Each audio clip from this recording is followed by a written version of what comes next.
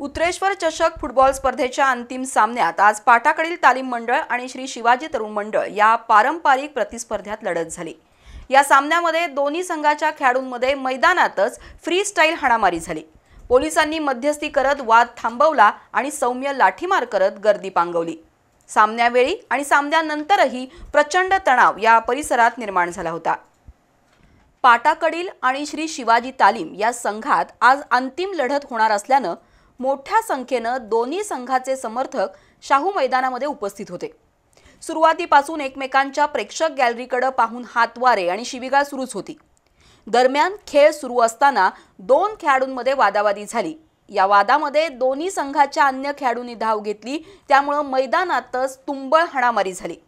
अशातच काही राखीव खेळाडूंसह संघ व्यवस्थापकांनीही मैदानात येत या वादात उडी घेतली। मैदानात हाणामारी आणि प्रेक्षक गॅलरीतून शिव्यांची लाखोली असं चित्र आज निर्माण झालं। घटनेचं गांभीर्य ओळखून पोलिसांनी मैदानामध्ये धाव घेतली। हस्तक्षेप करत वाद थांबवण्याचा प्रयत्न केला, मात्र काही जण ऐकण्याच्या मनस्थितीत नव्हते। त्यांना लाठीचा प्रसाद देत पोलिसांनी तिथून हकलून लावलं।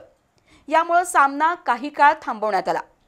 परिस्थिती काहीशी निवळल्यानंतर सामना पुन्हा सुरू करण्यात आला, पण त्यानंतर मैदान, प्रेक्षक गॅलरी आणि मैदानाच्या बाहेर प्रचंड तणावाची परिस्थिती निर्माण झाली।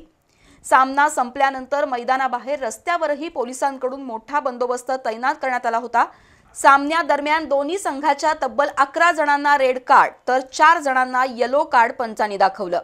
यामध्ये पाटाकडीलच्या यश देवणे, ऋतुराज सूर्यवंशी, ऋषिकेश मेथे पाटील, ओंकार मोरे, राखीव खेळाडू जय कामत, रोहित पवार यांना रेड कार्ड तर संघ व्यवस्थापक धनंजय जाधव, प्रशिक्षक सैफ हकीम आणि गोलरक्षक राजीव मरियाल या तिघांना येलो कार्ड दाखवण्यात आलं।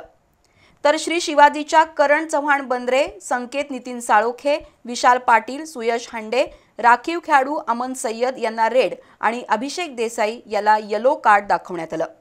या संदर्भातील सीसीटीव्ही फुटेजची पाहणी सामना संपल्यानंतर लगेच केएसए ऑफिसमध्ये पोलिसांकडून करण्यात आली। त्यातील हाणामारी आणि हुल्लडबाजीचे सीसीटीव्ही फुटेज पोलिसांकडून ताब्यात घेण्यात आलं असून त्यानुसार दोषींवर कारवाई करण्यात येणार आहे।